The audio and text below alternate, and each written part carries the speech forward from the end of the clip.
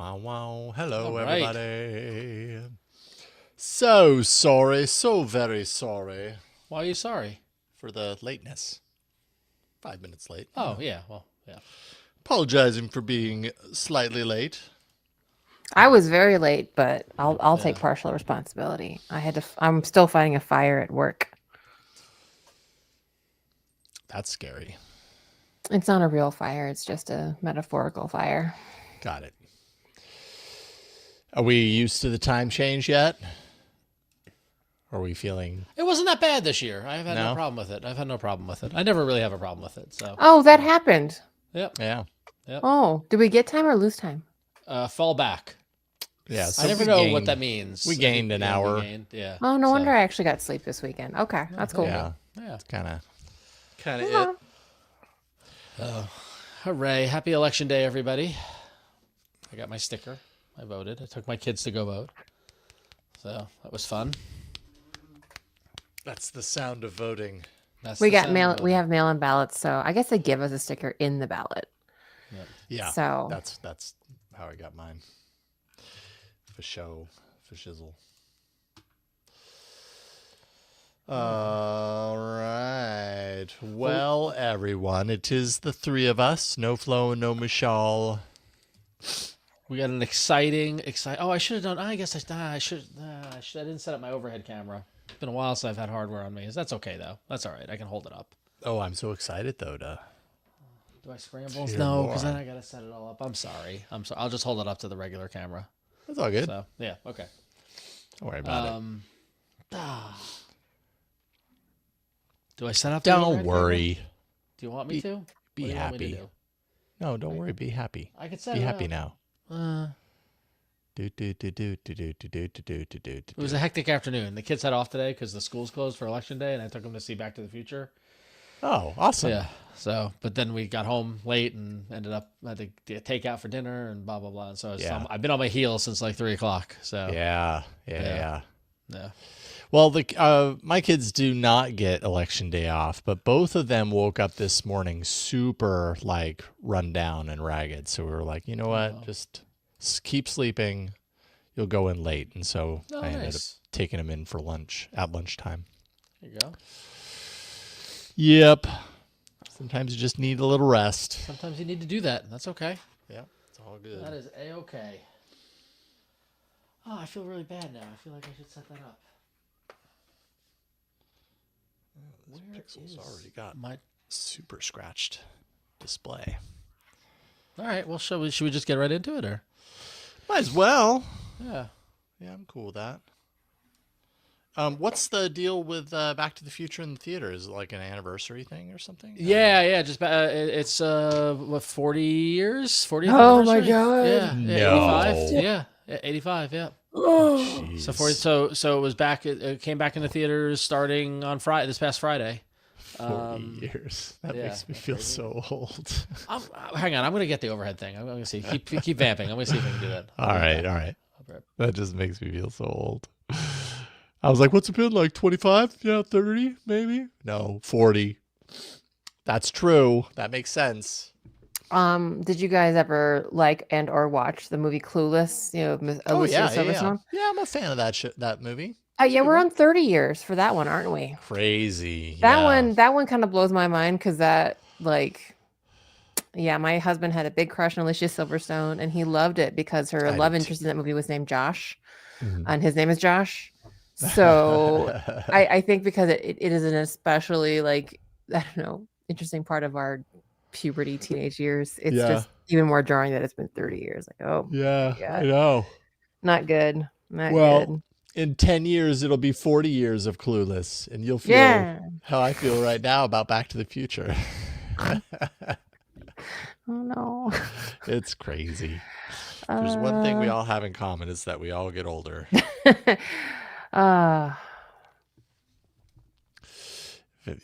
Age comes for us all.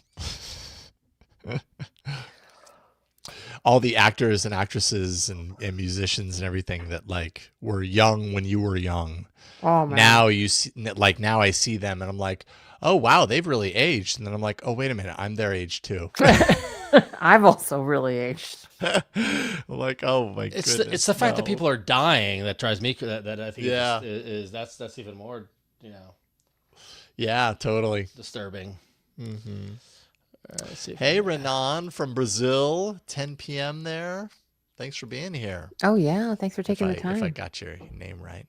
Clinton clocking in as he does every single Tuesday. Hasn't missed one yet. Good job. Perfect attendance. We got Pack and W, Cousin of Ja, Willie Scott, of course. Who else? I'm scrolling.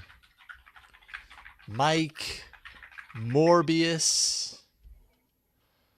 Yes, lots of awesome folks joining us. I'm still scrolling to see Wizardling, StreamYard. Live viewer comments show up on StreamYard. This is an example. Click on a comment to show it on screen. StreamYard, good to have you here. Jesse. Oh, just got Sora on Android. Ha, that's so funny. I haven't even paid attention today. Did Sora finally release? It did. On Android. Well, I got to install that. So I can use it more. Give them all my data. Sora Android. Sora for Android. The worst part of turning on a phone that you don't use anymore is all the notifications. Yeah, you turn it on and it's like a bling. It's like a slot machine. All right, here we go. Webcam. Okay. Ding, ding, ding, ding, ding. Allow this to connect. Add. And if it's like, like multiple weeks old and it's an app, I don't know how developers have to do it. Whoa. I still think this is a terrible idea. Go down. And then you end up getting like all the messages that you've already seen, 1 million messages that you've already seen on another device, and they just go. It's the worst. Okay, well, Sora on Android. All right, I'm good. All right, you are good. Let's roll. You're so good. Okay. I try. That didn't take too long. Okie dokie. You got your overhead. I did. I see it. There she is. Not the best shot, but whatever. It's fine. I need a bigger desk. Let's That's how they go, Pack and W. Okay. All right, let's roll. Who's doing the open? Are you doing it, Ron? Yeah, I had assigned Win for it, but since you're having a day, I'm happy to do it unless you want to do it. Okay, that'd be lovely. Okay. I'll try to just I'm a little Dealing with the day job. All right. So. Well, you've been backstaged. Oh, we've got a Halloween pack in StreamYard. A little late for that, or we missed it. So Totally. Okay, I'm gonna. Although we do have a seasonal.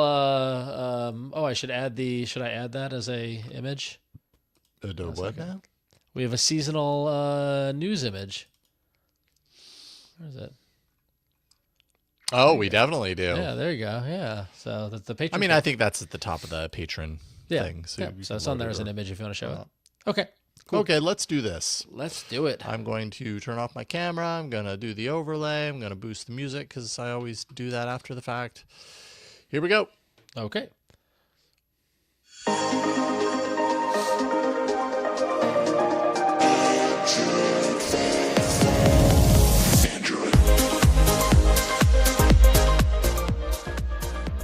Well, hello and welcome to another edition of Android Faithful, your weekly source for the latest news about the world of Android, including hardware, apps, lively discussion, and anything else we find interesting under the sun of mobile technology. My name is Ron Richards, and with me as always... Oh, yeah, Jason Howell, getting down funky, yeah. And here I am again, Win Twit now. Yay, Hello. win. Welcome, Hi, Win. I'm back. welcome back, Huyen. And Huyen, I'm glad that you're back for this because, Jason, there's an elephant in the room that we haven't addressed. I meant to bring it up on the show last week. That's not an elephant, Ron. That's a mustache. You read my mind. What's going on above your lip? So, audio listeners, to warn you, Jason has got some growth above his mouth, below his nose. And I did not get a memo about this. I did not approve it. A little bit of growth down there too. Oh, he's doing a. So what is that called? Goatee? Does it have a name? What is that? I don't know. It's not really a goatee because I am shaving off the goatee area. Yeah. Flavor saver. No, my experience. That's also the mustache. Are you doing a Maynard G. Krebs look there? I don't know what I'm doing. Honestly, I think I probably said this on the show. If not this show, then definitely on All About Android. Before, like 4 years ago, I think when I did Movember for the first time, I had never in my life grown out my facial hair because I knew that it was a patch job. I knew that I'm not the kind of person that gets the whole in 6 hours, I'm very patchy. It's like just this, just that, just my chin. So, under the lip and over lip. And then everything else is just bare. And so I did it. I got sick of it. I undid it. And then I went away for the weekend like 3 or 4 weeks ago and didn't have my stuff to shave. And by the end of the weekend, I was like, oh, I'm growing a mustache. Whatever. And I just let it go. So just rolling with it. I like it. But I got to tell you, I sneeze all the time now. I'm either not used to having hair on my face, and so it makes me sneeze, or I must gather dust You're mites. gathering particles in there, or something like that. And how does that affect your devices? Are you sneezing on your phone more often? Probably. That's a concern. Sneezing all over the place. Yeah. But allergy sneezes, not cold sneezes, and I take precautions. So. Well, I'm happy to report for those who listened last week when I was not feeling well. I'm feeling much better. Although, as you can still hear, I'm still a little congested, but I am feeling much better. So that is good. So good. Huyen, we've missed you. How have you been? I'm good. Do you guys want to see a couple pictures of me speaking at DroidCon London? Of course. Where's the studio chat? Here you go. Here's a link to. They just put up some photos on Flickr, and I think if you load it, you can scroll to the right. I guess there's a picture of me to the left, but it's from a downward angle. It's not very flattering. While Jason's doing that, tell our audio listeners where were you and what was it and what'd you talk about? Yeah, I was in London at DroidCon London, one of the oldest and still one of the best Android community conferences around. I gave a talk. I went to a couple of talks, one of which I think our audience would find very interesting because let me make sure I get his name right. So that's me. Those are pictures of me. Those are pictures of me. Giving my talk. I don't know how many there are. See? I'm looking someone up right now, so I can't see what you're showing. Yeah, that's me. Giving a talk in London. That's me. I actually did a dance at the end because I was relating UI development to a dance where you have to kind of dance between different requirements like technical, business, legal and everything. And my talk is just trying to give you some fancy moves that you can pull out when you need to. So yeah, I was at DroidCon London. It was lovely. Was your dance appreciated? I don't know because it was at the very, very end. I did have a friend in the audience who took pictures of me mid-spin when I did my little spin move. So I believe looks like you're it was dancing in that picture. appreciated. Kind of. I mean, I'm a big talker, y'all. I'm a big gesture talker. I'm all over. I have a lot of energy. People tell me you could be doing YMCA right there. That's why. I did at that point in the talk was when I think actually at some point someone cheered because of dark theme because people like dark theme and it was a really, really great time. I did go to one talk that I think members of our audience would find super interesting. I just put a personal Google Photos link to it. So Steve Penna, who was an OG Pebble engineer and is back working again with friend of the show, Eric Michikowski, our friend from Beeper, but also at Pebble now on the Pebble, second gen, and Steve and one other mobile developer did all of the companion app for the Pebble. I can't pull up that link, by the way. Oh no. Okay. You can just describe it though. Yeah, I can just describe it. And no, Steve was great. He was actually wearing a Meet Pebble shirt. He had his old school Pebble on his wrist. He had actually the new one for everyone to see if they were interested. And he was kind of just talking about the journey of Pebble, both as a company and as I'll give you one more link. as a company, and also just the project. Ron, you would be interested in this. They used KMP to make the Pebble Companion app so that they could, kind of not have to code twice.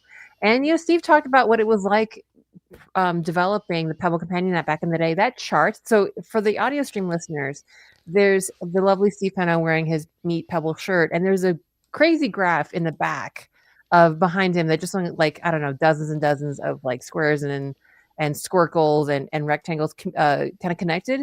This is the state machine for Bluetooth connections. So whenever there was a Bluetooth problem, he would basically have to troubleshoot by going through this flow chart. So yes, that is so the point of his talk was that actually with both Kotlin specifically Kotlin concurrency and Android modern tooling, this isn't a thing anymore. So he was telling us a really great story about how they managed to get the app together in I think like 6 months, maybe less.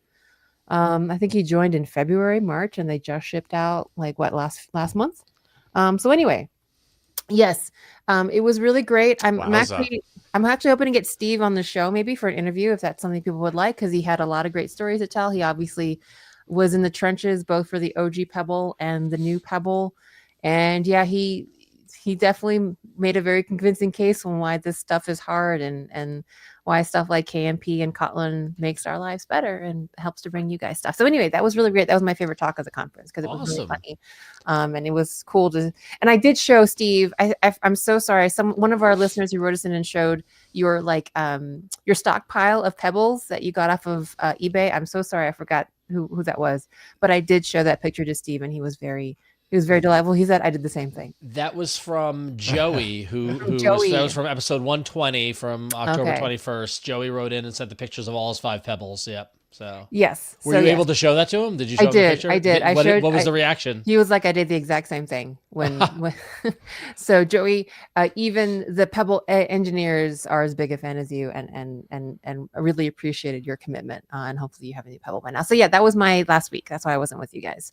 That's awesome. I was inundated doing things with the Android and the Android folks. So yes. Good thing to be inundated by. Yes. Yeah. And geez, Bluetooth is really hard. I know we have a right to complain when Bluetooth things don't work, but looking at this diagram, I'm like, man, I'm glad I don't have to work with Bluetooth stuff. This looks awful.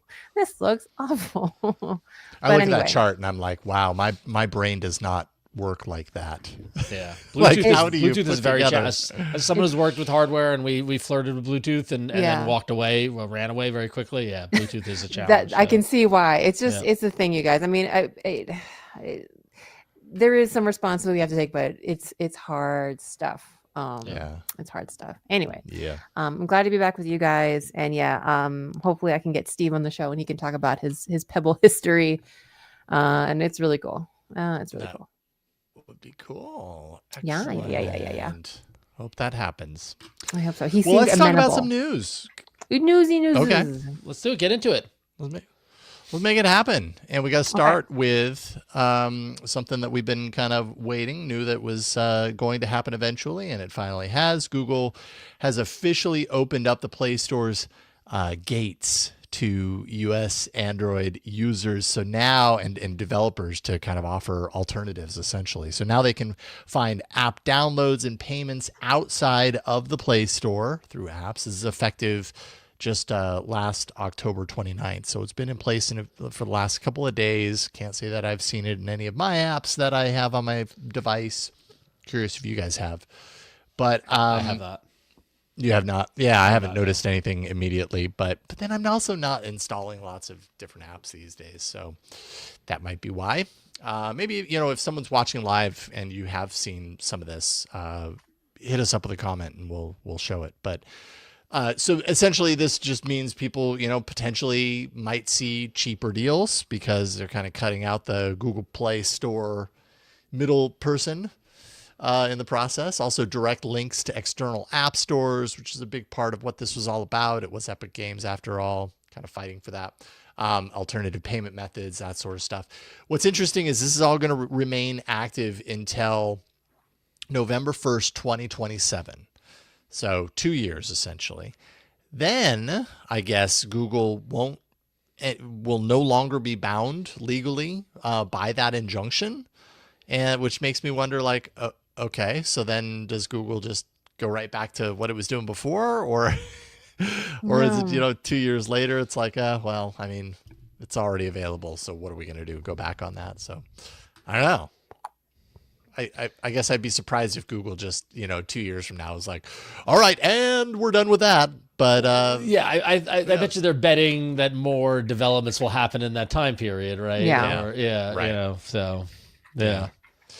But the folks at F-Droid, which is an open source app store, essentially, is they're saying that Google is misleading users by technically keeping side loading while making it basically unworkable for many developers. The rules actually require developer ID verification. And that is definitely a big hurdle for certain people. That gives Google more control over the process. It limits independent app control.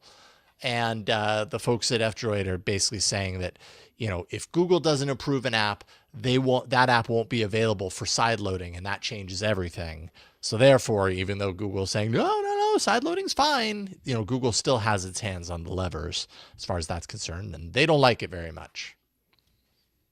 So that's where we're at. That's fair. Yeah. Not surprised either, right? No. Yeah. I like F-Droid calling it fake news. Yeah, right. I mean, it's funny because Google's trying to appease the community by saying side loading isn't going anywhere, and I'm not surprised that the F-Droid people are being skeptical of it. Right? They're poking the holes through it, right? Because it's not truly side loading.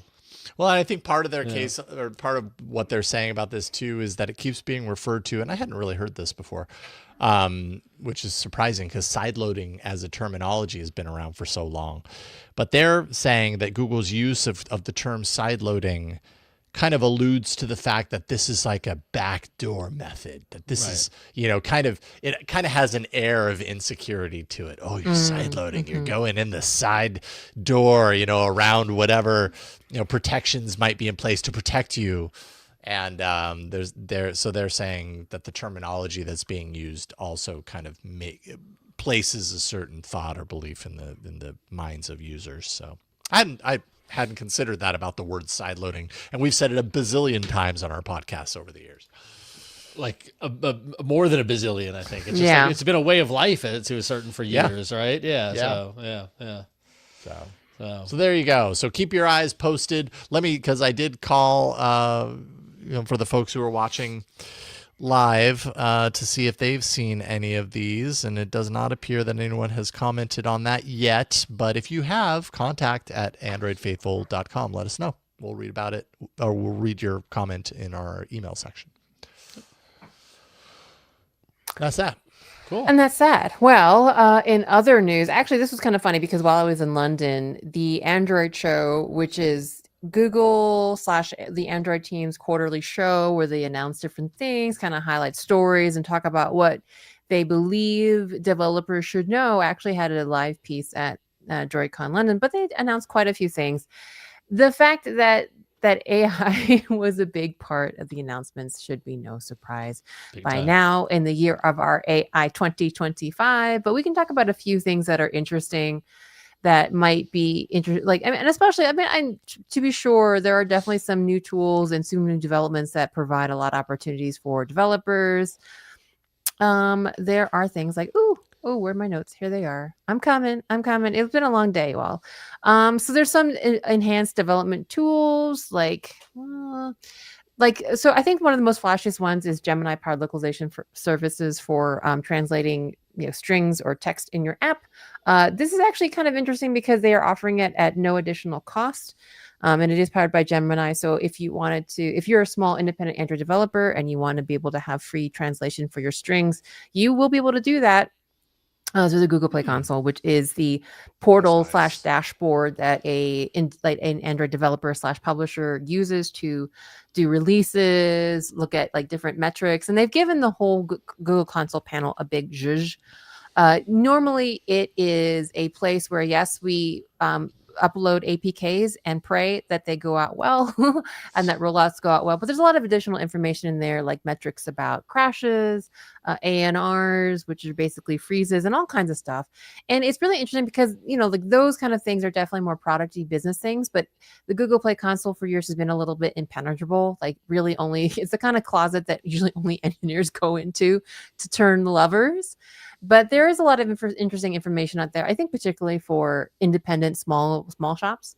So they've kind of given it a nice zhuzh up and kind of rearranged things. And again, are trying to add more Gemini-powered tools to give people more insights into how to better their app and app quality, how trends are like different various metrics from the business side are looking. And yeah, also, since, as an engineer, and if I was an independent developer, I know very little about how to read metrics. It's just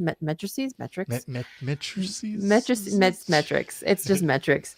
And so they are using AI also to try to condense and summarize, which is one of the things that the current generation of AI is very good at, all of these different statistics. And again, I'm going to say it one more time, but it really feels like these are really great tools for small shops, independent developers, just because usually, it might be someone like me who doesn't have a lot of, acumen to the business side, to the metric side. So I think all this is good. I will say that as someone who works at a huge company, it is interesting because a lot of these things are done by other services, and especially with like bigger places like where I work or just other big shops, you generally have like iOS, maybe even TV and other platforms. So big companies tend to like do this stuff on their own with different services, but it's nice if you're an independent person that all of this stuff is for you and for free, and with all the AI accoutrements, all the add-ons on top of it. Let's see what else. Age, I think is that the Google Play one? Oh, there's also the U tab in the Google Play game side, which we've talked about before, and just other monetization opportunities, as well as getting people kind of trying to motivate publishers and developers into participating in like play points, promotions, and things like that. So a lot of ways to make money. And several of them are powered, fueled, or augmented by AI. There was also some more Android-y developer type stuff, a little more kind of more developer engineering side. And a lot of them had to do with AI. They highlighted some shops that said they got a 50% productivity boost from using generative AI inside of Android Studio. I think that was the other link, actually. Yeah, there's just not a lot. And there's actually a new API that developers can leverage, which allows developers inside of the app to do things like make multimodal requests and prompts using both. There's the on-device one, which is, I forgot the name of it, prompt API that can be used with Gemini Nano. And so they did like a case study of Kakao Mobility, which is a app in South Korea that includes things like scooters, and like has like kind of like delivery features. So they kind of showed how the developer of that app was able to use this new prompt API to write their own prompts to do things like, I don't know, take a picture of where a scooter is left and kind of alerting the user if it looks like a little sus in regards to like, safety and laws about where you leave the scooters. And you can do kind of other things like image generation, sentiment and context analysis, all those kind of things that AI are good for. Developers will be able to leverage that with this API. There's a bunch of stuff in Android Studio, again, just agentic AI, things like that. They of course had to mention Android XR, and we've already covered the launch of the Galaxy XR device, and even talked about Calm, the meditation kind of a mindfulness app, creating their own kind of bespoke, experience within Android XR, and a couple other small updates. But I mean, basically, they're really trying to emphasize AI, not just in development and being in generative AI in, kind of increasing productivity, but also as a platform to provide more rich features by developers for users. So there you go. Whole bunch of stuff. A lot. It was like just a lot of AI. A lot of AI. I mean, that's the moment we live in right now, especially coming from Google. I'd probably say 80% of the announcements that they make have something to do with AI.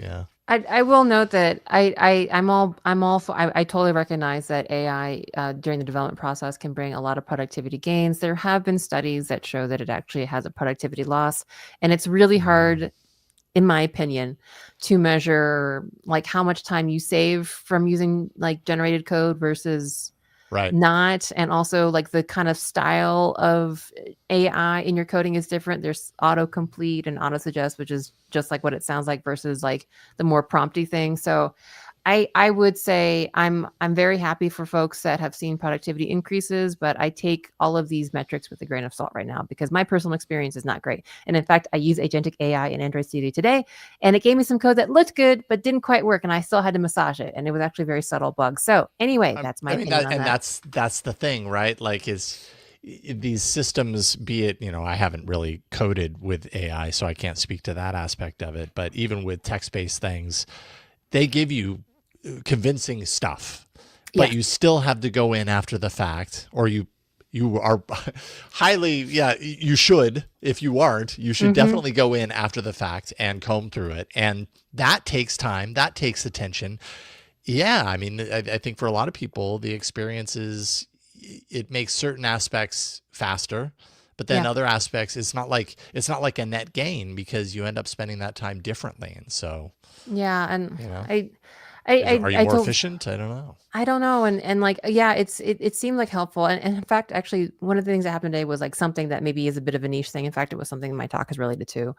And I only wonder that, like we generate code a lot of times these days because, we vibe code. I mean, I really do feel vibe coding is great for places that you have no idea, you would have no place to start. It's a great starting point. But then the back half of that, the feedback where we go to like something that's quality enough to like release to millions of people is you still have to learn what's going on and be able to recognize when the AI is giving you something that doesn't quite work or that maybe not quite. So it's weird. Again, congratulations to people that have had like significant gains. May your databases and security code still be solid. And I don't know. Godspeed. I feel like that's your holidays card. It should be like like Happy Holidays. May your databases and code still be solid, or like, may your databases security still be solid. Yeah, there you go. I should make one of those. I could probably use AI to do it. I mean, it's not a surprise. It's not a surprise that they're doing this. And Jason, to your point, like these tools are great and they're available, but it's like A, your mileage may vary, and B, you have to know what you're doing to get value out of it, right? I mean, so that's the challenge. And have used them enough to recognize when it's giving you good versus bad. Exactly. Yeah, and over time that builds up. I actually just again to go back to my anecdote, I trusted the output because it looked really good to me, and then I looked at it just for another 5 minutes, like, oh shoot, this is backwards. And it was just I mean as skeptical as I know I sound, even I was like, it seems fine. Oh no, shoot. I had to go in and edit a Slack message before anyone really ran the code. I was like, hold on. So I mean it's interesting. I mean, it's like also like I'm in a lot of communities and stuff like that, and people are very, very wary of AI, of generative AI in the creative spaces, they're not going in and looking at code and stuff like that. They can't do that. But, like the hunt for M dashes is real now. You know what I mean? Like people are using that as like, oh, they used AI. There's a lot of M dashes in there, and so, and that's just an example of the kind of thing where you need to, so like if you're using Gen AI for writing, filter out your M dashes because people are looking for that, like that sort of thing. So I can't even imagine what you have to do in code, and that sort of thing. So what are what's the equivalent? The equivalent or the kind of lazy fallback or whatever you want to call it. I am sorry, one more tangent. I talked to, this is not me, this is a friend of a friend of a friend that I talked to the conference. Apparently coding AI interviews or AI sneaking into coding interviews is a problem. And in fact, a friend of a friend of a friend the interview was screen sharing, and they could see the interviewee go to Chat GPT and literally type in the question that the interviewer had just asked, and the interviewee had not realized it. And I've had other friends tell me that they can just tell that from weird pauses and like the typing, it's unfortunately a problem. Yeah, no, I've run into that also, not personally, but my hiring team recently on a hiring thing ran into a candidate who was like, they'd ask a question, he's like, oh, that's a really good question. And then like stall, and It's then a really get it. good question. It deserves a really good answer. Let me And think about that. I'm going Yes. to give you my answer. And honestly, I'm surprised, and I don't want to put this into the world, but I'm surprised someone hasn't come up with a agentic listener to a conversation to aid in an interview where they're listening and feeding answers without needing the typing. Yeah.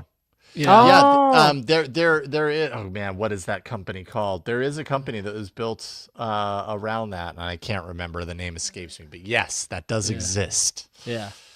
And well, we're going off the rails, We're off super topic here, sorry, but you know, once we get to the glasses and stuff with AI fed into it, I mean, that's going to become even more of a sticky situation, because then these things are just streaming to my eyes. Yep. Maybe you don't know.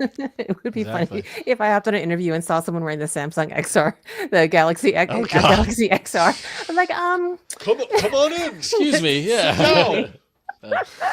Anyway, there you go. Sorry. Interesting stuff. Yeah.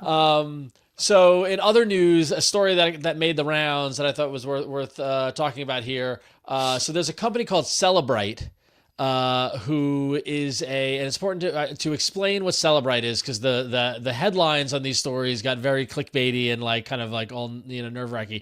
But so Cellebrite is a digital intelligence company that that provides software for law enforcement, military, intelligence agencies, and kind of official people to extract and analyze data from digital devices. So that's what Cellebrite does, right? And someone crashed one of their Microsoft Teams meetings and took screenshots from the meeting to understand what data they can get from Android phones. So what that turned into is articles like here in Ars Technica that we're covering here, the article here, which is the headline is "Leaker Reveals Which Pixels Are Vulnerable to Cellebrite Phone Hacking."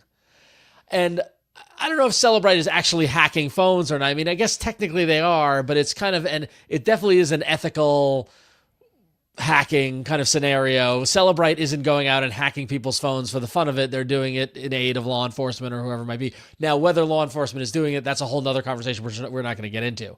But the person who crashed the Cellebrite meeting revealed in their thing that basically anybody running Android, unless they're running Graphene OS, is vulnerable to Cellebrite's hacking, which is super interesting. And further, the screenshot that the meeting crasher leaker found included data that had that specifically spoke towards the Pixel 6, Pixel 7, Pixel 8, and Pixel 9 phones, and their vulnerabilities within there. It doesn't list the Pixel 10, which, as we all know, launched recently. And basically, almost certainly it's in there. Yeah, Almost. It's got to be. Of course, it's in there. And the screenshot, which was leaked, which is very blurry, by the way, separate, kind of broke up the conditions of this access to before first unlock, after first unlock, and unlocked.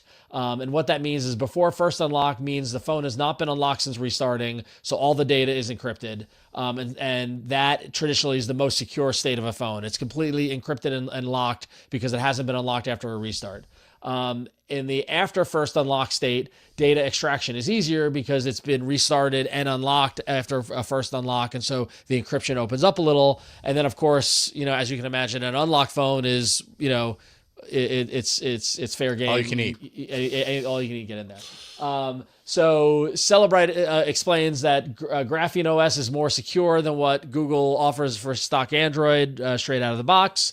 And they basically are briefing law enforcement that they're able to extract data from the Pixel phones that are unlocked and in both before first unlock and after first unlock states if needed to.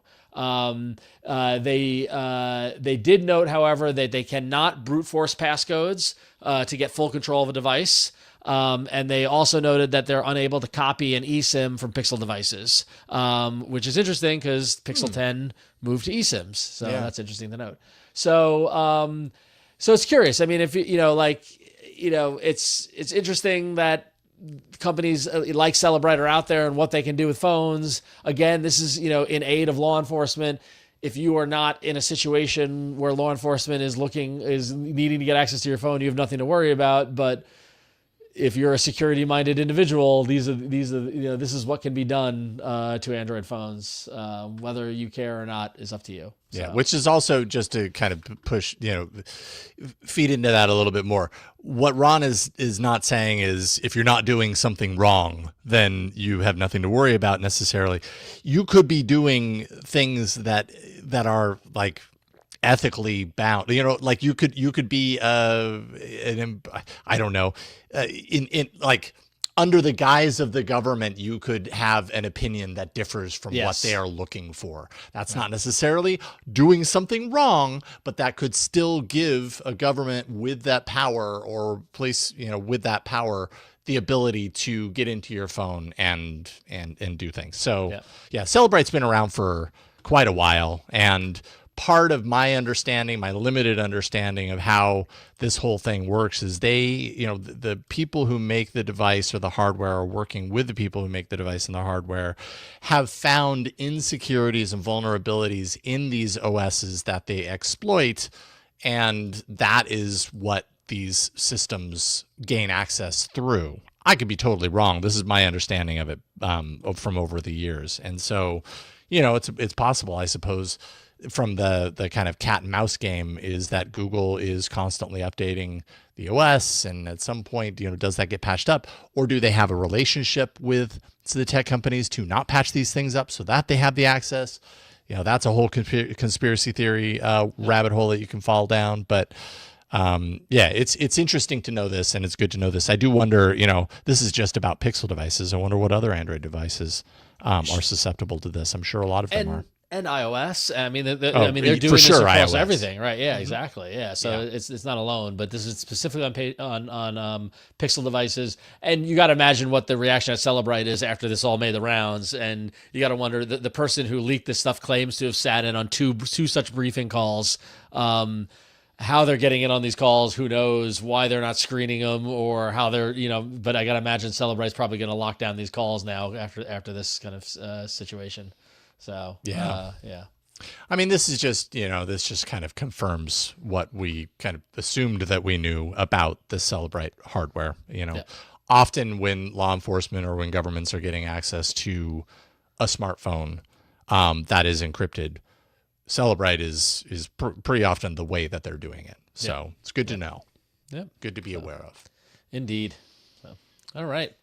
Well, those are the top stories of the week in Android, but we wanted to get your help to pick one last story to talk about here. And those of you who support the show over at patreon.com/AndroidFaithful, every week get to vote on a news story for us to talk about here on the show. And we also solicit those of you in the audience, whether you're a patron or not patron, to send in a generative AI artwork of a bug droid doing something fun, or you could craft it. You could make it yourself. It doesn't have to be Gen AI. If you want to make your own bug droid artwork, we would welcome old-fashioned art also. Absolutely. So, it doesn't have to be vibed. Yeah, you could. So you can send those artworks to contact@androidfaithful.com. If you want to see the weekly artwork, it's in the free and clear for anybody to go to patreon.com/AndroidFaithful to see. You don't need to be a member to see it. And this week we want to thank Peter Keith for sending in the very timely here in the United States, because today is election day, albeit a off cycle election year. But here I am in New York, and we had stuff to vote for. But we got a little bug droid in the ballot box room, making his vote, and the ballot is packed with, there are 4 options. 3 of them are Android and 1 is iOS. So if you vote for the third Android and not the second or the first, how is that tallied? Well, clearly one is like with like working families, or, like other kind of obscure political parties, but okay. All right. I see. What I do like about Android. this, there's the graphene Android, and then there's exactly. There's a lineage Android. Yeah. Right. What I do like about this, what Peter did, is that waiting in line to vote are other mascots. There's like 2 little Reddit guys, a red Reddit guy and a white Reddit guy. There's a very distorted Twitch logo waiting to vote. There's an old Twitter bird, tweetbot bird. There's a monkey. I love that the that Twitch is MailChimp? just like a superimposed logo vector. Yeah. We don't But- have a Yeah. So thank you, Peter, for sending in the election day bug droid image. But yes, but so on to the voting. This week you had 3 stories to vote for, and good job, patrons. You voted for the right one. I knew when I was loading these up which one was going to win, and you did good, folks.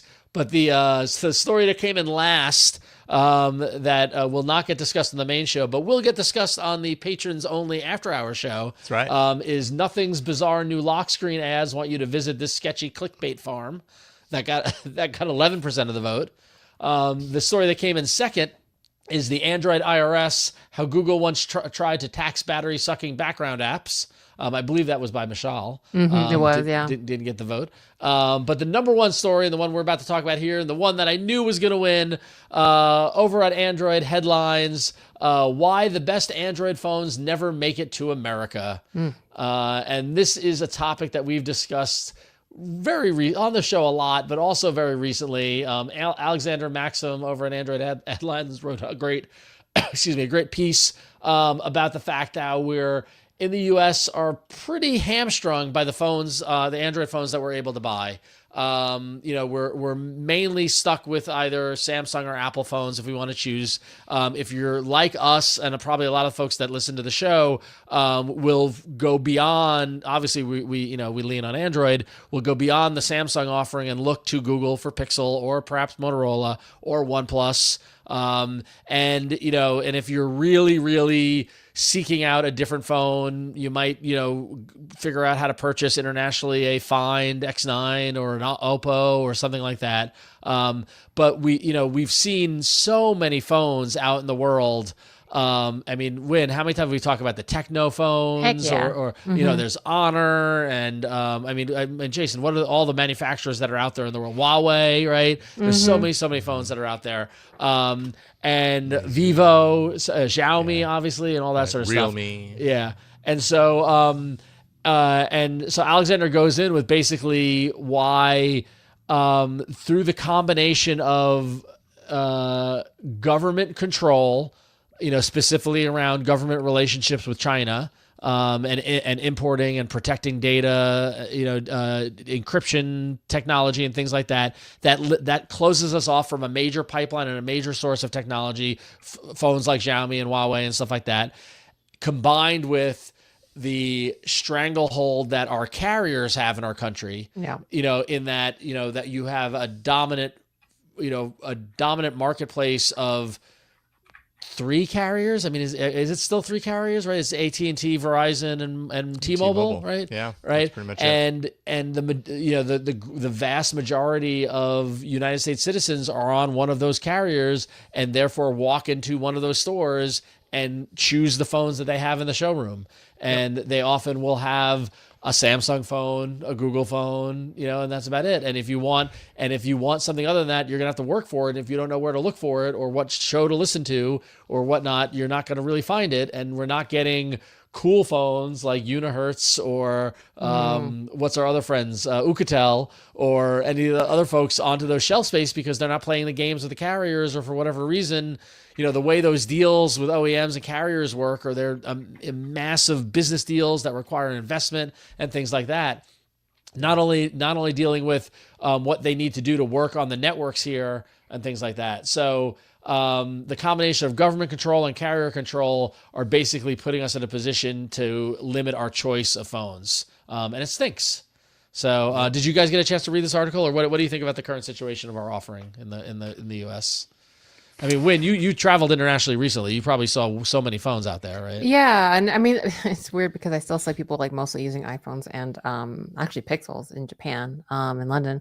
Yeah, it's really actually. Oh, so side note, yeah, when we went through Heathrow, the one thing that was like all of the ads as we were walking from our gate to immigration customs was an ad for the Honor V5, that lovely foldable, and it was so tempting to go pick one up. And yeah, it just seems like a much bigger playground out there. And I don't know what the carrier situations are in other countries. Japan was kind of weird trying to get a phone, but yeah, it is disappointing. It's not like we're what's the opposite of drowning? We're not dying of thirst for models, but not having the ability to access kind of more affordable models, especially more affordable foldables, as we know are out there, and just like more options. It is disappointing. And it is fun to see, to go to different countries and be like, oh wow, Xiaomi's here, Huawei's here, Honor's here. So it is disappointing. Yeah, he points out in the article, there was a time, and it wasn't that long ago, when OnePlus was available through a carrier store. They had an offering through T-Mobile, so you could go into a T-Mobile store and get one. The problem is that here in the US, when that happens, the cost of everything goes up, right? The cost dynamics change, and OnePlus is a value brand. And so they had the experience where, their phone was offered for a few $100s more if you go into the T-Mobile store versus if you just bought it from themselves. And what does that say about the brand and all that kind of stuff? So, I guess to a certain degree, it's kind of like a deal with the devil, as far as that's concerned. Yeah, you're available there, but it probably has a lot of sacrifice that goes along with that too. Yeah, from a user perspective, as a user of cool technology, it's a bummer that we don't have more options, because there are a heck of a lot of really unique phones out there, and we talk about them all the time. And we look at them, we're like, wow, that's a cool design, or that offers an impressive battery that we don't normally see here. Part of that is just because the rules are just different in the US, and that's a bummer because it limits the competition that we have here. I also wonder if foldables would have taken off more in the US. And so there's like two parts of this, right? Because I think if we somehow just forget the Chinese market for a second, which of course is huge, I feel like the American and European markets just drive a lot of obviously you kind of just, the market the market is shaped to what the consumer demand is, right? And for some reason, because we don't have access to these smart or these cheap foldables, the perception in the US is still that foldables are so niche, whereas I feel like in China, very obviously, Samsung is throwing a lot of investment on foldables there, both premium, and then of course Techno has tons of wonderfully affordable, relatively speaking, foldables. And it's so interesting because I bet foldables are not seen as niche in the same way in China and in these markets as they are here. Whereas we see them as a predominantly kind of up, very bougie niche device. And I just think that's kind of sad, because as a fan of foldables, I find that sad.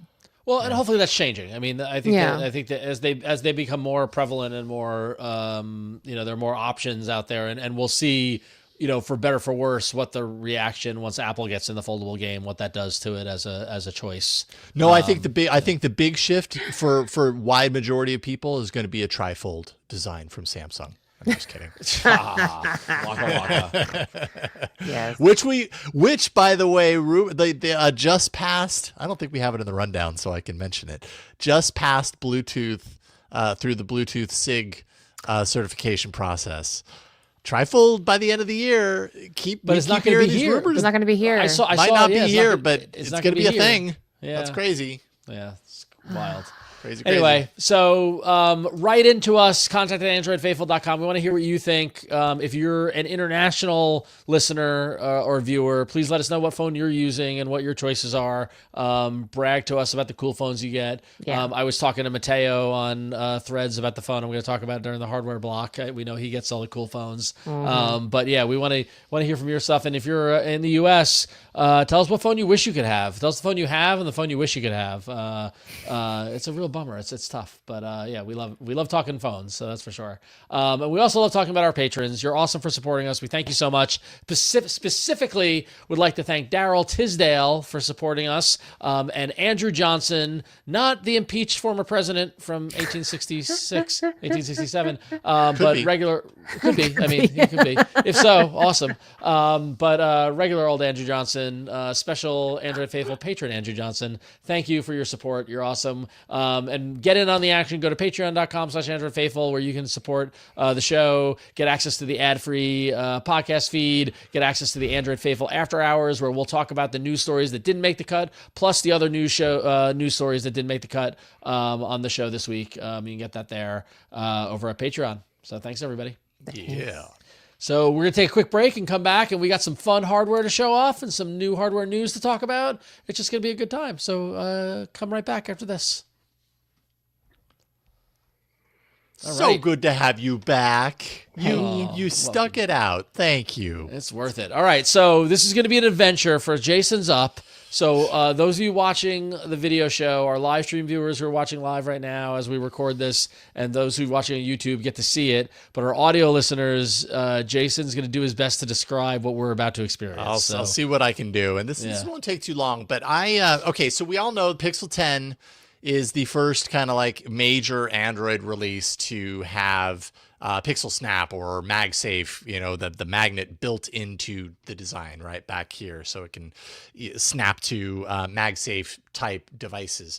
Well, the folks from LOOI Robot reached out to me, and this is a robotic device that utilizes that MagSafe kind of magnet in a unique way, so that you can snap your smartphone to this like robotic base with moving wheels underneath and a long rubberized track and all of these touch sensors that surround the device, and it basically turns your phone with the base into like a robot that's powered by at least partially by ChatGPT 4.0.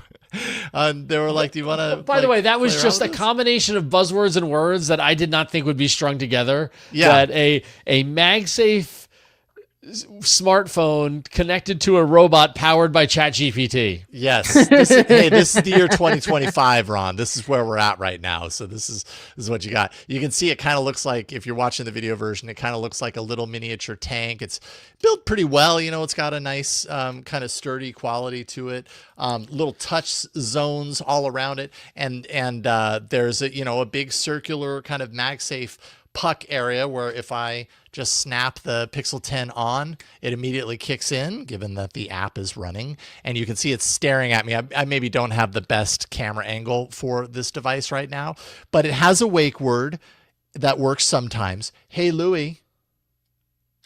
Oh, it worked the first time. Like, it's often I have to say it 2 or 3 times. Hey, Louie. It's not paying attention to me now. It's just moving around. The robot is just no, Dad. Pacing. What am I doing right now, Louie? Are you going to talk to me? Got me curious now.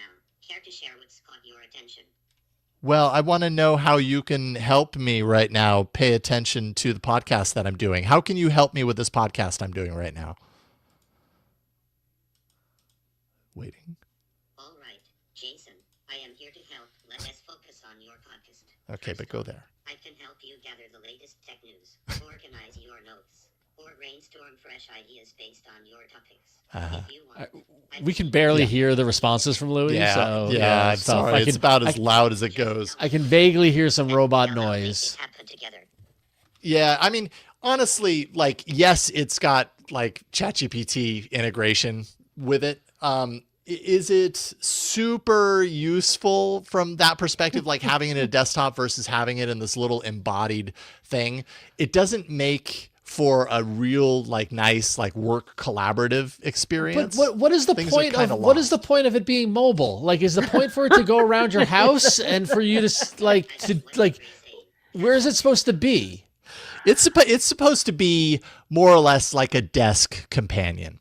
This thing why is it on wheels? Because it can zoom around your desk, and it has sensors to know when it's going to like possibly fall off the table, so it will stop itself from doing that. But why does it need to move around your desk? Because it's like it's an embodied version of AI. It's like, this is a glimpse into the future of like robots, Ron. Your robot isn't just going to stand there and go like this.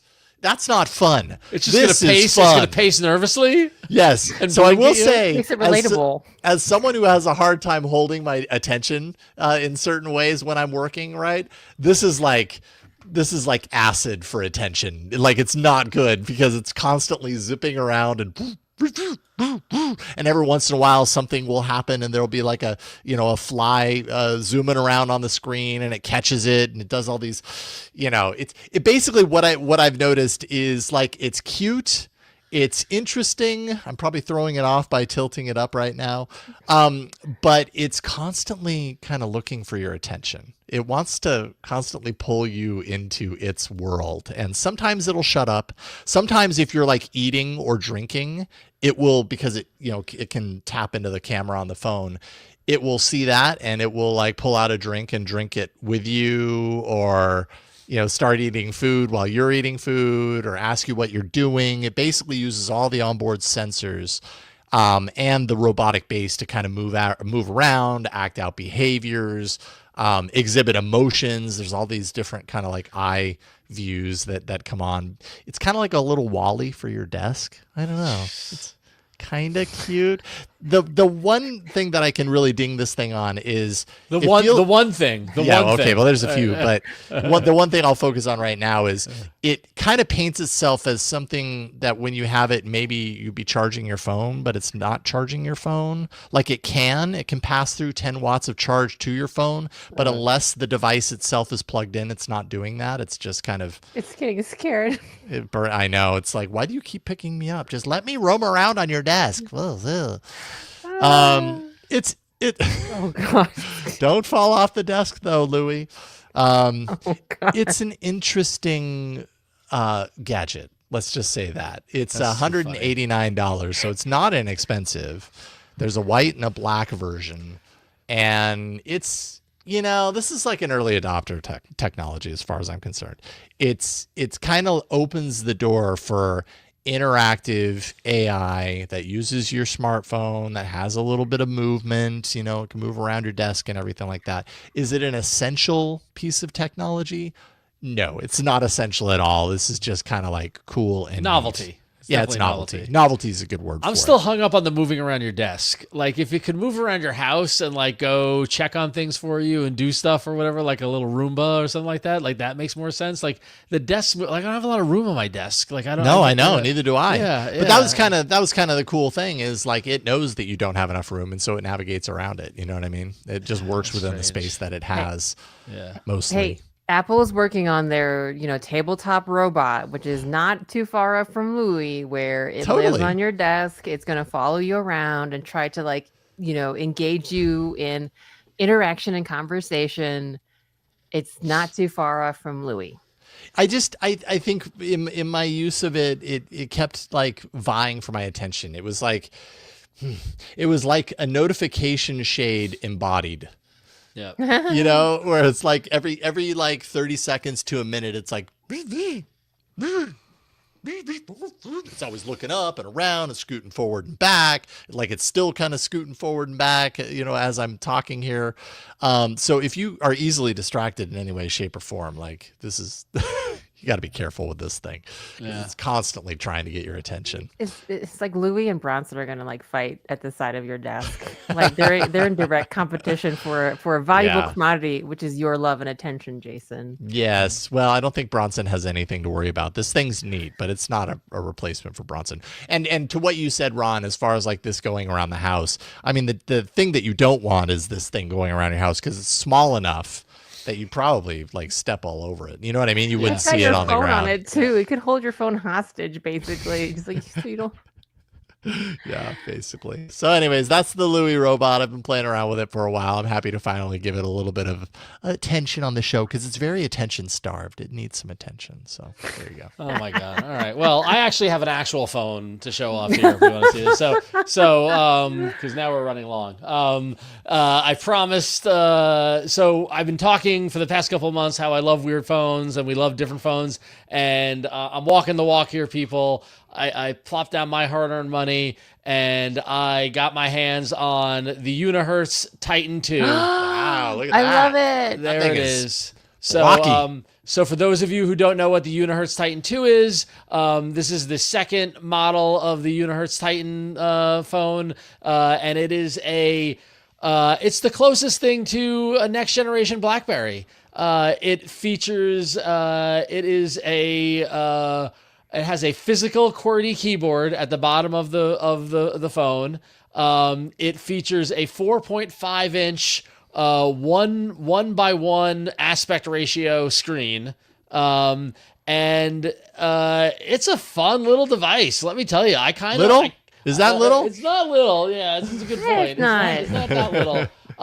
I kind of fell in love with it. I've only had it for a couple of days. I just got it a few days ago. And I'm kind of falling in love with it from a very specific use case. That if you are productivity minded, this phone, I mean, like, honestly, it's the BlackBerry model, right? If you are on the road a lot, if you are commuting, if you're traveling a lot, if you are doing a lot of work on a device and you find yourself frustrated with the average, kind of regular phone kind of experience, I'm holding it side by side to my Pixel 10 with my beautiful children as my wallpaper.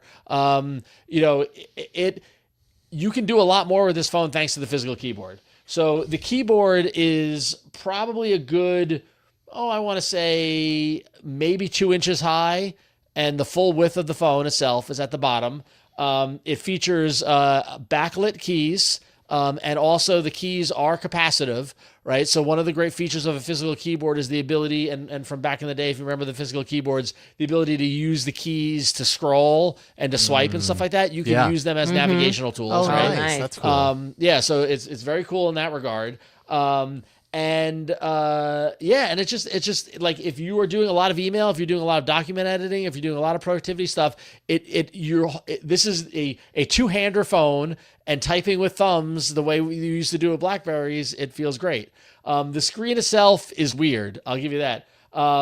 In the 1x1 4x5 the 1x1 4.5 inch screen, you get a very square, almost like a 4:3 TV kind of experience.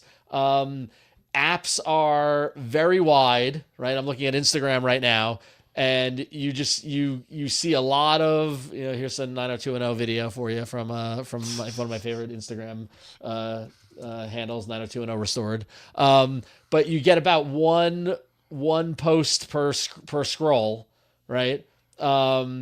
Now, what's interesting is that they do have a mode called mini mode, which is if you use an app that doesn't look as good in this full widescreen version, you can do 3 fingers and swipe down, and it will convert it into the normal aspect ratio of the app. Oh, that's cool. I like that. Right? So that's then you nifty. go into a very standard standard experience then. Yeah. Right? Nice. I like that. Yeah, it's pretty neat. So it does and the mini mode applies to the entire. You could do it for it basically flips the mode of the interface completely. So it's every app you're using, the home screen and everything goes into that mode. It uses the tablet kind of style, large screen, foldable kind of style of the left and right swipe from the top. So if I swipe down from the left, I see my notifications. If I swipe down from the right, I see the quick settings, right? So that's something, if you're not used to, it takes a little bit of getting used to. But also what's great, and Win, you're going to love this, on the back of the phone there, in addition to the camera, to the camera units, is a 50 megapixel camera. There is a screen. Oh my God, look at it. Did you know about that when you ordered it, or did that? I did, but what I didn't know is, here Oh my God, is it that looks Pocket really Cast enjoyable. on I've that? got Pocket Cast running on it. Holy monkey, that's really tiny. It's very tiny. So so it comes default with a clock, a media player, and then access to camera, location, brightness, or whatever. But then you can choose what apps you want to run in it. And I've got YouTube Music and Pocket Cast. Here, I'll pull up YouTube Music. Allow it semi-notification. And it's just basically a mini version of the app in this little mini screen. That's insane. Which is, some people hate it. I kind of love it. So can you watch Netflix on that? Probably. I need to know. I haven't tried it, but I should check it out. Vertical Netflix. So it's cool. It's cool. So a couple of cons, and then we'll move on because I know that we're running along here. A couple of cons with it. It's a chonker, right? It is a thick phone. Yeah. Right. If you can look here on the video, it is like that is a very, very thick phone. Let me hold it up against the. Let me take my. Here's my Pixel 10 Pro compared to it in thickness. Oh, okay. I mean, and it's not just thick; it's edgy. Like it's edgy. It's square. very square. It is edgy. One of my friends saw it and was like, "Oh man, does that fit in your pocket?" And it does fit in my pocket. I'm a large man. I'm a large man. So if Does it fit in your back pocket though, Ron? It does fit in my back pocket. Okay. I could get up and show you, but I'm not going to. But it does fit in my pockets. But you do feel the bulk of it. It is So there's that. It is chunky. No courage port. So for those of you who are still holding on to the headphone jack, no headphone jack. It ships with Android 15. Yeah. Unknown when they're going to get to Android. When they're going to get the update out there, but it is a little behind. A couple more pros. It does on the side has these two red buttons, which is which is a carryover from the previous version of the phone. These are customizable programmable keys. Those are sexy. So you can program them to do whatever you want. Right now, one of them is turns on the screen, turns off the screen. The other one I haven't programmed it to do anything yet. Additionally, it supports dual SIMs. So if you are a true road warrior, an international traveler, you can have dual SIMs, and that's a pretty nice feature. And also, it's got a 5,050 milliamp battery. So when you fully charge this, you can probably get a full 2 days of use out of this. So this is a road warrior phone. I dig it. I like it. It's fun. I kind of want to switch to it full time, but I don't leave the house as much anymore. So, but I like that I have it. So yeah, there you go. So Unihertz Titan 2. I got it via their Kickstarter. You can get it from their website. They're taking orders. And it's going to be for pre-orders. It's going to be shipping soon. $379. It's on sale. It lists for $399. Totally affordable for a $400 phone that does all this. I feel like that's a great price. So there you go. Man, the top bezel is chunky. There's a lot of space up there. Yeah. So is that just because like a front facing camera, or what? Why is that so? No, there's the front facing camera is right there in the upper right hand corner. That is the speaker up top.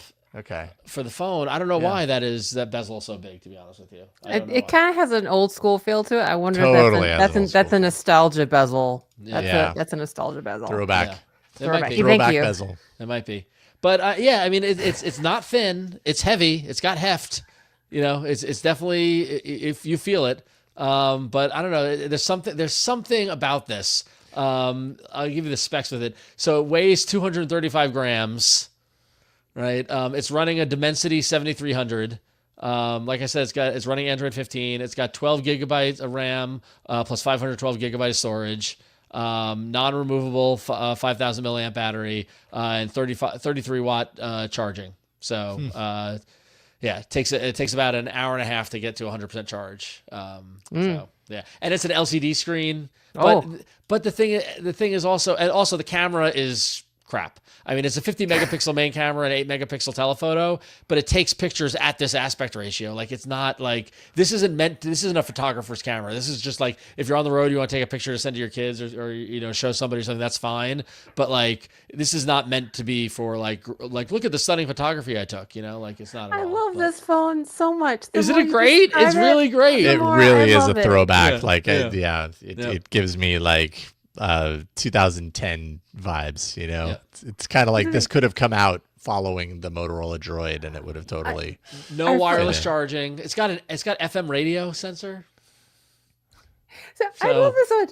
It's just like in the current, several generations of candy bar phones, foldables aside, it feels almost like at this point, the way that we use our smartphones has just been homogenized. And there's this like certain expectation we have of phones. I love how everything about this phone blows those expectations out of the water. When you said the pictures were this aspect ratio, I think I wanted to buy one immediately just to break out of the box, just to have something different, just to be like, no, I'm not going to use a regular phone, like an iPhone or even a Pixel. I want this weird butt thing. I love it. It's so weird. It's so weird. I kind of love it so much. Yeah. So, yep. It's fun. So very nice. So if you missed the BlackBerry, check out the Unihertz Titan 2. So Titan 2. Yep. Oh my gosh. Bless you, Unihertz. Bless you. We needed this. Indeed. All right, we got some more hardware news that we're going to blow through. We got speed round. This is hardware speed round to get through the rest. What do we got? Oh, what do I have? Where are my notes? Oh my goodness. Okay, so for Samsung, Samsung Galaxy S26 series to be unveiled at February 25th in San Francisco, because that's where all the AI is. Apparently, that was given as a reason, and Samsung is really trying to like focus on AI in this next series of phones. Nothing crazy. No Pro, no Edge. We already talked about that earlier weeks. You're just gonna get your basic, your Plus, and your Ultra. And the one super interesting thing is that reportedly, according to Money Talks or this Korean publication, MT, the S26 series expect to be fully equipped, all of them with the Exynos 2600 chip, which is in contrast to several years where even I think the Ultra models would have Snapdragon. These will all have Exynos. Which is interesting because it still trails the Snapdragon 8 Elite Gen 5 in benchmarks, but we have yet to see.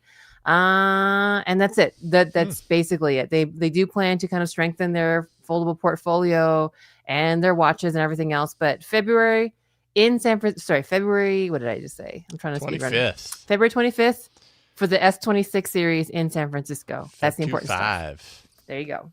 And that's and the Feb 25, that is still a rumor, not officially announced, right? Yeah. Yes. Yeah. Okay. Yes. So we will find out more about that soon, I'm sure. All right. Well, talking about phones from China and weird phones and things like that. Ioneo. I don't know. Ioneo, I think. Ioneo. Ioneo. So they're a Chinese company that makes handhelds and mini PCs for gaming. They are teasing the fact that they are going to be releasing a smartphone. They released a teaser on YouTube recently that said that they will be making a mobile phone truly made for gamers. What that means, we do not know. The YouTube video, it just shows the back of the device, which appears to be a black smartphone with two cameras, which looks like any other phone. But it looks like maybe it has little shoulder buttons. Exactly. Yeah, it looks like it has shoulder buttons if you rotate it, hold horizontally. But we have no idea where it's coming, and there's just a QR code to go to the company's Discord server to get. I imagine an announcement is coming soon. So we'll find out. Ioneo getting into the smartphone market with their gaming stuff. So if you're a gamer, I feel like last week after we talked about that liquid cooled phone, the gamer phones are the next kind of big frontier of weird phones. So there you go. So yeah, continue to be a big deal. Yep. Ioneo. Okay. All right. Well, and finally, Ron, I know this makes your heart happy. Oh, so happy. 1 decade. It has been a decade since Project Ara was shut down. Project Ara, of course, being Google's modular smartphone effort, which was going to be the future of smartphones, and then it never actually released. But now, a decade later, there are some videos that are appearing showing off prototypes of the phone, TikTok clips that show 3 working Ara units, also the interchangeable modules like cameras, speaker options, battery packs, switches. And I would imagine this makes Ron very sad because he doesn't. What I wouldn't do to get my hands on this stuff. Oh, look at that thing. That is sexy. Look at I still believe in the modular phone. I think it would. I think it can happen someday. Oh, it's like Legos, but phones. How cool would that be? I think this is part of the right to repair, something like this, where we can just keep our dang phones, especially ones that we love. If you find form factors that you like the Nexus 5, we miss you still. Yep. Just be able to keep it alive. And upgrade. Oh, I want a better camera lens. Pop out the module and pop in the module. I want a bigger battery. I want an SD card thing or whatever. Yeah, that's so cool. Oh, it would be so cool. Here's Android 10 years ago. Oh my gosh. Look at that. I love it so much. I miss it. Hello. Hello, gorgeous. A simpler time. Yeah, simpler time. Yep. So. Not a whole lot of Material 3 Expressive going on 10 years ago, that's for sure. There isn't. There we go. Good stuff. All right. All right, well, we're going to take another quick break, and we come back. We got some app news, then we got some emails from you, the listeners, because we love to hear from you. So we'll be right back. And we're back. All right, when we got some updates for some previews of Android 17.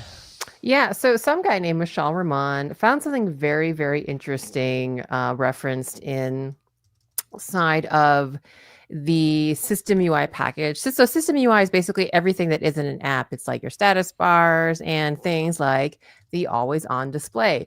So Ramon, I acted like I'm reporting. Mr. Ramon. Mr. Ramon. Dr. So Michelle Ramon. Michelle has found references to something called min mode, which exists basically as part of the always on display code.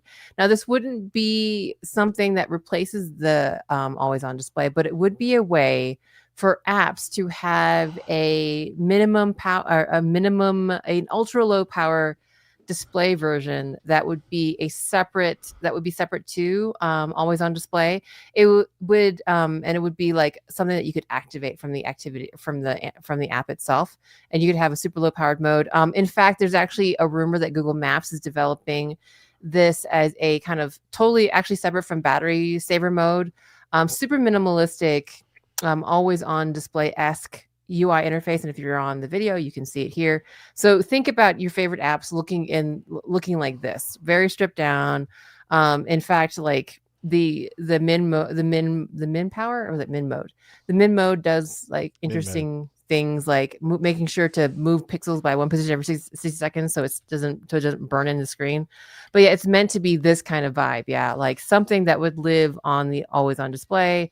Just little bits of information, just little stripped down experiences.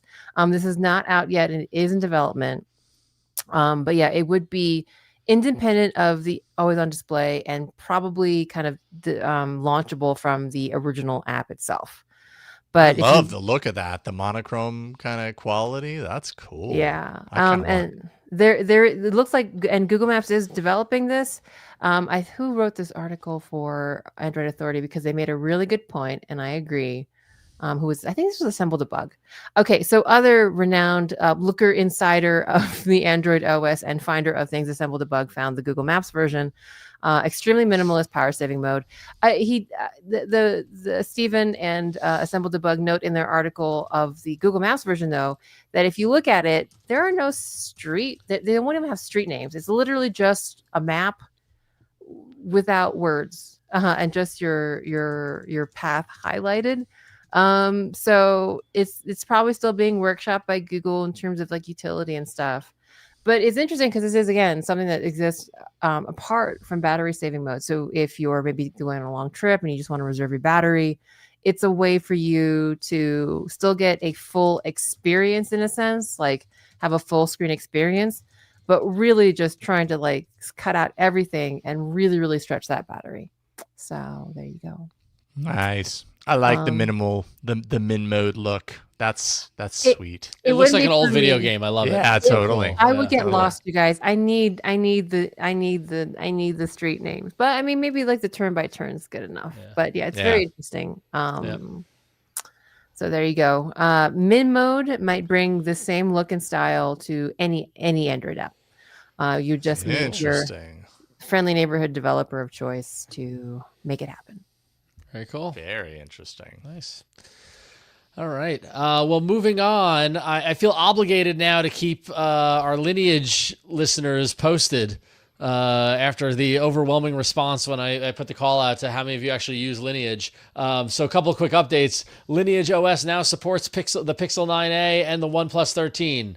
We talked a couple of weeks ago about how Lineage is struggling after the changes over at Google to roll out support, and how it's community based and all this sort of stuff. So I feel like every time they add support for a new phone, we want to cheer them on. So Pixel 9a, it's on Lineage OS support. There you go. OnePlus 13, it's also supported. Boom. So there you go. Lineage OS, that train rolls on. Making its way. Good job. The world today takes everything you got, Lineage OS. Yep.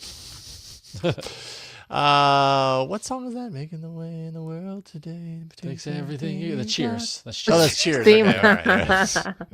It's like, where did that come from?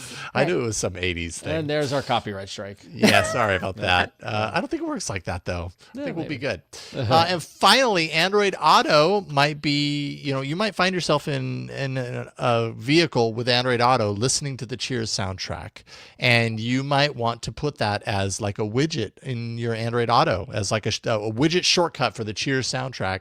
And apparently that might be possible, because apparently screen widgets home screen widgets are on their way at some point anyways to Android Auto, codenamed Earth. But there is code that has been discovered. Was this also Michelle? No, this was assembled debug to show that the widgets might actually finally come to the Android Auto dashboard. It splits the home screen. The widgets take around 40% of the screen. Do we have a way of previewing it? Let's see here. Okay, here we go. This, for video viewers, might be an indication of what it could look like. Are these home screen widgets? I think on the left, would the be. left on side. the left they are. Yeah, they are. That is not what my Android Auto looks like currently. So yeah, Yeah. those definitely look like widgets. Yeah. Yeah, I think this will be one of those things that, like, certain developers will create this in a way that it looks good. Like, the stopwatch looks all right.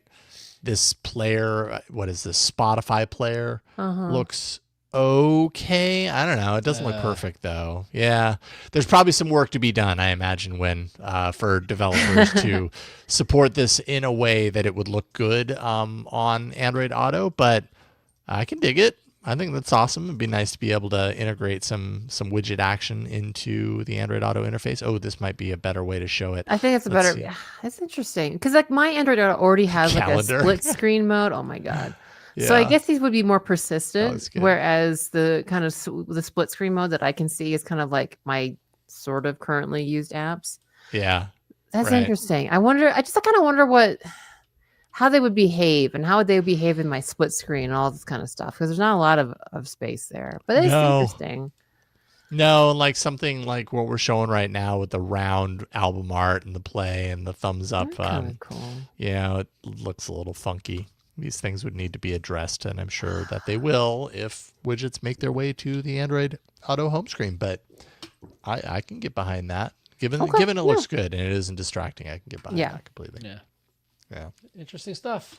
Like it. Codename Earth. All right. Cool. All right. Well, that's the app news for the week. And we love apps. So there you go. Speaking of apps, before we move on to our feedback, I did tinker with the Unihertz just now.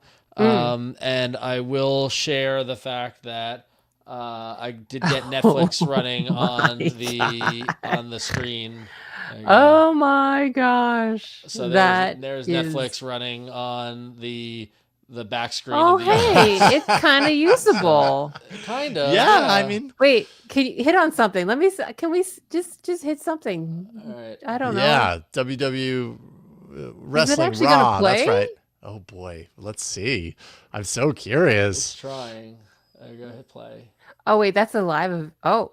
Okay. I mean, And it. it might be. Oh, there you go. Oh, there it you go. is. Yep, it is. Oh wait, are we gonna get It copyright is. struck It's for getting that? cut off because the no, it's playing. No, There no, it is. Oh, it's there playing. you go. It You got figured it. out. Yeah. Oh my goodness. Holy crap. Now, why would you choose to watch Netflix on that screen when you can flip it over and watch it on the other? That's a different question. But you can do Well, it. you can. Yeah. But So- you can. Oh my god! Thank you, Ron, for your there you go. for your work. Holy monkey! That's So- amazing. I might have to show people at work that. Just be like, hey guys, look. By the Yep. way, this works. Oh my God. Pretty Sorry, cool. excuse my snort. The Unihertz, That's pretty cool. Unihertz Titan 2 can do anything. All right. That So is speaking of awesome. doing anything, we got a couple emails from you, the listeners.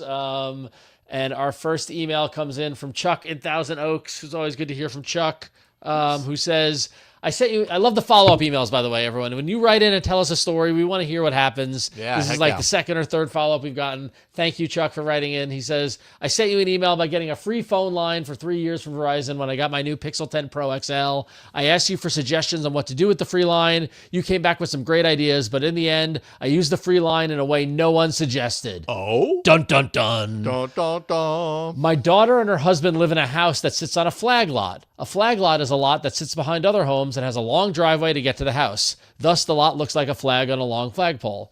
At the street, they have a wrought iron gate to control the entrance to the property. They can't see that entrance from within their house. They wanted a camera at that gate to see who was there when someone pressed the doorbell on the gate. I tried putting a Wi-Fi camera there, but the signal didn't reach their house. Then, when I got the free line from Verizon, I had an epiphany. I got them a solar-powered remote camera that has a SIM slot. I went to Verizon and got a SIM card for the new free line and put it in the security camera, and voila, it works. Amazing. Now that they can say who is at the gate. That's a great use for that. That's a What wonderful great use case. That's fantastic. Yes. Bravo. Yeah. So thank you, Good Chuck, work. for telling us that story. So awesome. That's amazing. I love it. Yep. Thanks so much, Chuck. All right. And our so next smart. email is updating us on a news story we covered a couple of weeks ago.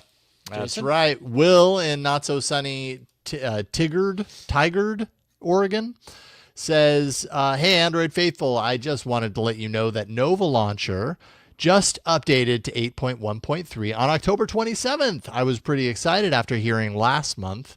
I was pretty excited, I think, by this update, especially after hearing last month that Nova Launcher was basically going to die. They breathed new life into it. I'm not sure how long that life will be, but here's hoping it sticks around for a long time. Love the show. I've been watching in some form since the Buzz Out Loud days. Awesome, Will. Thank you for sending this in. Yes, Nova Launcher did get an update. That's what you saw, even though it had basically been deemed like done.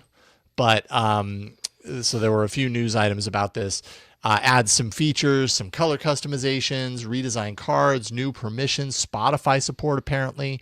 And most of this update was made by the team over a year ago, and it's just pushing out now. So I think you can probably expect that you likely will not receive any more updates at this point because the project is dead. But it kind of seems like maybe they had this hanging out and they just wanted to push out one last thing, I guess. I don't know how that works, but there you go. All right. Well, at least one last update. Bittersweet. But yep. Yeah.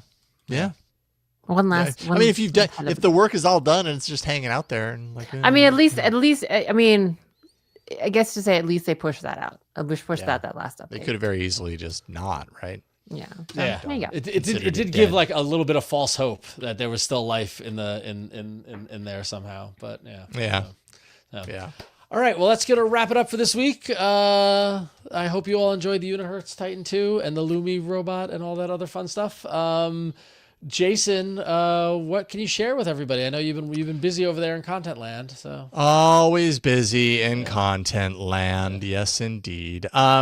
So I tried something new. If you go to the AI Inside Show channel on YouTube, I had done a video that I very well could have published on my page, and apparently I'm doing a horrible job of surfacing it because it's not even appearing here. Maybe that's why the video is not doing very well. I have a video somewhere. Let me see. Where is it?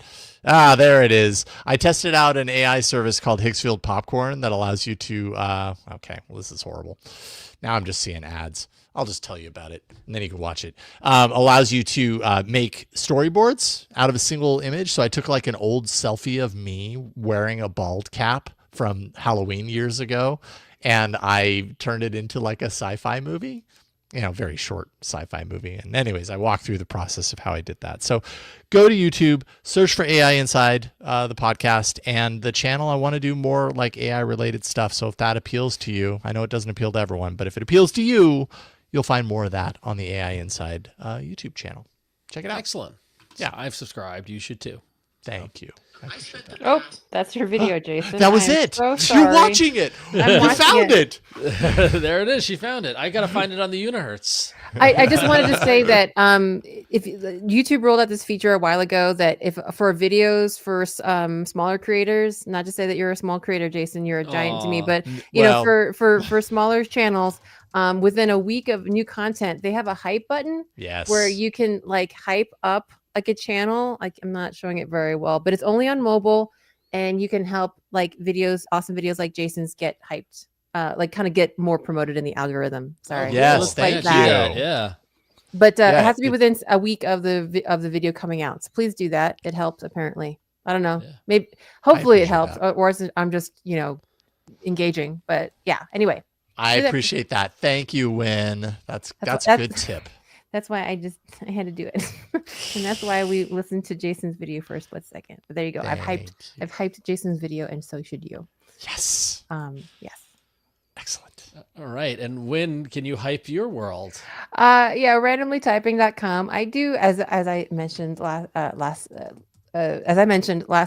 times like last week, or places and times like last week in London. I give talks on Android. I'm an Android developer, as my day job has been for wow, since 2011 now, 2012, whatever the math on that is, 13, 14 years coming about.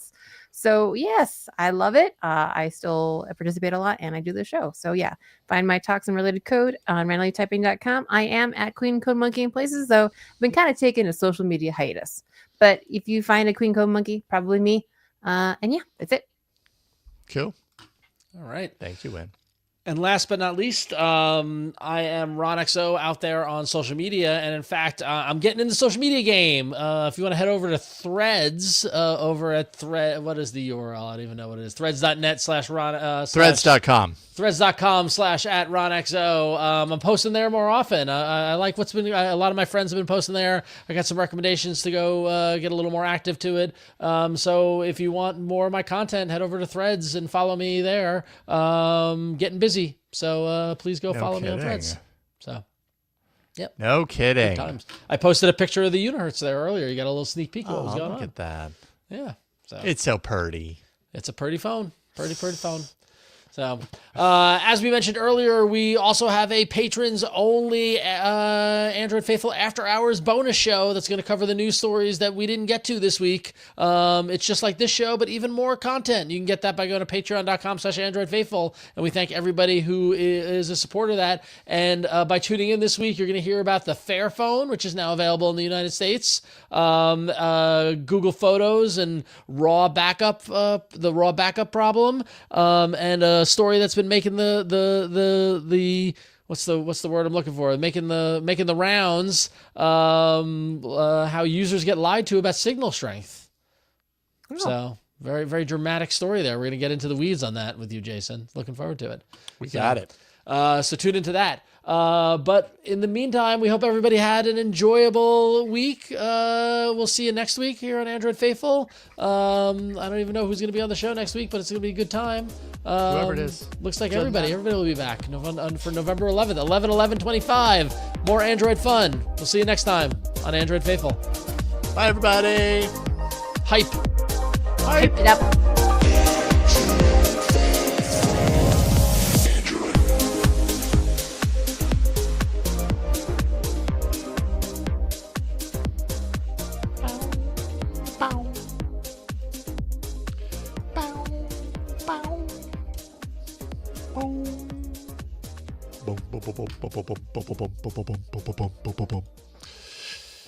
Okay. All right.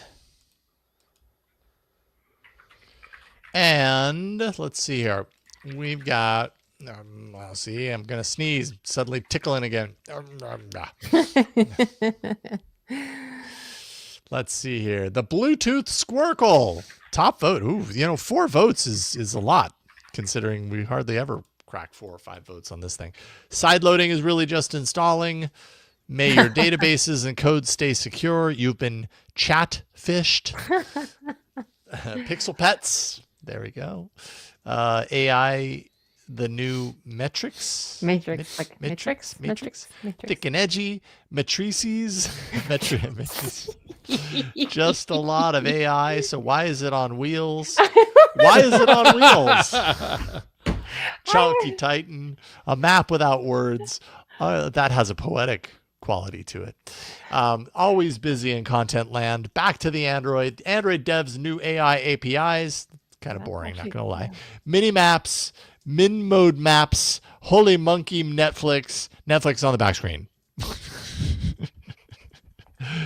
Any standouts for y'all? I really like why wheels, just because Ron's face of incongruity is just so good. But I know that wouldn't be probably the most descriptive title. Yeah. Thank you for sending me your product for review. Here's our episode. So why is it on wheels? It could be the title of the thumbnail. No, not at all. Yeah. I think that's hilarious. I like May your databases and code stay secure. But, I'm into it. Obviously, those are important. Yeah. What was that? Was that Cellebrite? Or what was that in relation? That was from the Google AI. Dev, the Google the AI stuff. We were talking about generative AI and coding and stuff. So okay. it's sort of off-topic title. May your databases and codes stay secure. Side loading is really just installing Bluetooth Squircle. I don't I'm know. fine. A map without words? It's kind of poetic. It does have a poetic quality to it.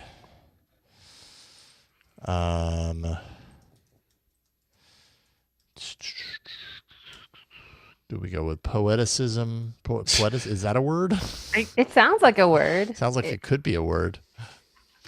Or do we go What with... do you think, Jason? I don't know. It is a word. Are you asking me if I think it is a word? No, what title do you like? May your databases and code stay secure feels a little long to me is my main thing on that one, but maybe it doesn't matter. Yeah. I don't know. Let's do that, sure. Why not? There you I'm go, Willie. cool with it. Okay, let's do it. Congrats, Willie. Cool. May your databases and code stay secure. We were talking about that for the Christmas card, as Willie reminds us. So, I mean, if it's good enough for a Christmas card. That's true. Yes. Good statement. Now we just need it on a shirt.